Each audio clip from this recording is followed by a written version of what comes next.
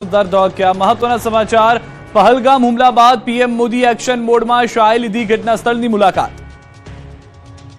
પહલગામના હુમલા અંગે PM Modi action મોડમાં હોય તેવું લાગે છે। આ હુમલાના સમાચાર મળતા જ તેઓ સાઉદી અરેબિયાનો પ્રવાસ અધવચ્ચે છોડીને દેશ પરત ફર્યા। બુધવારે સવારે તેમનું વિમાન દિલ્હી એરપોર્ટ પર ઉતર્યું। મામલાની ગંભીરતાને સમજીને પીએમ મોદીએ સમય બગાડ્યા વિના એરપોર્ટ પર હાઈ લેવલ બેઠક યોજી તો ગૃહમંત્રી અમિત શાહ શ્રીનગરમાં મૃતકોના પરિવારજનોને મળ્યા અને તેમને સાંત્વના આપી। અમિત શાહને મળતા પરિવારના સભ્યો ધ્રુસકે ને ધ્રુસકે રડી પડ્યા। માહોલ ખૂબ જ ભાવુક બની ગયો। રડતા રડતા પરિવારના સભ્યોએ ન્યાયની માંગ કરી। અમિત શાહે નજીકમાં ઉભેલા એક બાળકના માથા પર હાથ ફેરવીને દિલાસો આપ્યો।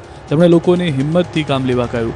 અમિત શાહે તે સ્થળની પણ મુલાકાત લીધી જ્યાં આતંકવાદીઓએ આ કાયરતાપૂર્ણ હુમલો કર્યો હતો। સુરક્ષા અને ગુપ્તચર એજન્સીઓએ પહલગામ હુમલાના શંકાસ્પદ આતંકવાદીઓના સ્કેચ જાહેર કર્યા છે। તેમના નામ આસિફ ફૌજી, સુલેમાન શાહ અને અબુતુલ્લા હોવાનું કહેવાય છે। ગુપ્તચર સૂત્રોએ જણાવ્યું હતું કે હુમલાનો માસ્ટરમાઇન્ડ લશ્કરે તૈયબાનો ડેપ્યુટી ચીફ સૈફુલ્લાહ ખાલિદ છે। લશ્કરે તૈયબાની વિંગ ધ રેઝિસ્ટન્સ ફ્રન્ટ એટલે કે TRF આ હુમલાની જવાબદારી સ્વીકારી છે। જમ્મુ કાશ્મીર આતંકી હુમલામાં ભાવનગરના પિતા પુત્રનું મોતના સમાચાર મળતા પરિવારમાં શોકનો માહોલ। જમ્મુ કાશ્મીરના પહલગામમાં થયેલા આતંકી હુમલામાં ભાવનગરના પિતા પુત્રનું મોત નીપજ્યું છે। ભાવનગરના કાળિયાબીડ વિસ્તારમાં રહેતા યતીશભાઈ સુધીરભાઈ અને તેમના પુત્ર સ્મિત યતીશભાઈનું મોત થયું હોવાની પુષ્ટિ કરવામાં આવી છે, જે ગઈકાલથી ગુમ હતા। 7 દિવસ પહેલા જ ભાવનગરથી 20 લોકોનું ગ્રુપ જમ્મુ કાશ્મીરમાં મોરારી બાપુની કથામાં પહોંચ્યું હતું, જેમાં યતીશભાઈ પરમાર, સ્મિત પરમાર અને કાજલબેન પરમાર પણ હતા। કથા બાદ પરિવાર પહેલગામ ફરવા માટે ગયો હતો, જ્યાં હિંચકારો આતંકવાદી હુમલો થતા પિતા યતીશભાઈ અને પુત્ર સ્મિતે જીવ ગુમાવ્યો, જ્યારે માતા કાજલબેનનો આબાદ બચાવ થયો। મોતના સમાચાર મળતા જ ભાવનગરમાં પરિવારજનોમાં શોકનું મોજું ફરી વળ્યું છે।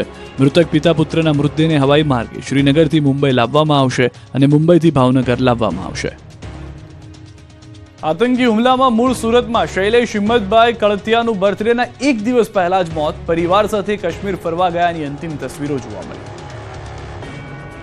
જમ્મુ કાશ્મીરના પહેલગામમાં આતંકવાદીઓએ પ્રવાસીઓ પર કરેલા ફાયરિંગમાં મૂળ સુરતના શૈલેષ હિંમતભાઈ કળતિયાનું મૃત્યુ થયું છે। પરિવાર સુરતના મોટા વરાછા ચીકુવાડી વિસ્તારના ભાડાના મકાનમાં રહેતો હતો। 1 વર્ષ પહેલા જ પરિવાર મુંબઈ સ્થાયી થયો હતો। 1 વર્ષથી મુંબઈમાં રહેતા શૈલેષ કળતિયા પત્ની અને 2 બાળકો સાથે કાશ્મીર ફરવા ગયા હતા, જેની તસવીરો હાલ સામે આવી છે। પરિવાર ઘોડા પર બેસીને કુદરતના સૌંદર્યને નિહાળતો હતો, ત્યારે જ અચાનક આતંકવાદીઓએ ધડાધડ ગોળીબાર કરતા શૈલેષભાઈને ગોળી વાગતા મૃત્યુ થયું। પરિવારના અન્ય સભ્યો સહી સલામત છે। શૈલેષભાઈ કળતિયાનો જન્મ 23મી એપ્રિલ